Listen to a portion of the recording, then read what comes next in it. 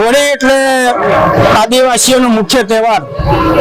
દિવાળી અટે કટે પણ હોળી ઘર, એમ આ હોળી પર્વની આજથી ભંગુરિયાના મેળાની શરૂઆત થઈ છે અને પૂરેપૂરા 7 દિવસ દરેક વિસ્તારની અંદર, આદિવાસી વિસ્તારની અંદર ભંગુરિયાના મેળાઓ યોજાઈ રહ્યા છે અને ભંગુરિયાનો મેળો જે દિવસે પૂરો થશે તે દિવસે હોળી માતાનું દહનનો કાર્યક્રમ રાખવામાં આવે છે। એના પછી ચૂલના મેળાઓ યોજાશે, કમાટની ગેરનો મેળો પણ યોજાશે।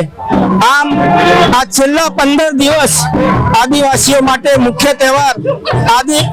આદિવાસી દુનિયાના કોઈ પણ ખૂણામાં ગયો હોય પણ એ હોળીને તહેવાર મનાવવા માટે પોતાના વિસ્તારમાં આવી જાય છે અને હોળીની અંદર એ પોતે ધામધૂમથી પૂરેપૂરા સપ્તાહ અને પખવાડિયું મનાવી રહ્યો છે। ત્યારે આ હોળી પર્વની સમગ્ર દેશવાસીઓને હું ખૂબ ખૂબ શુભેચ્છા પાઠવું છું।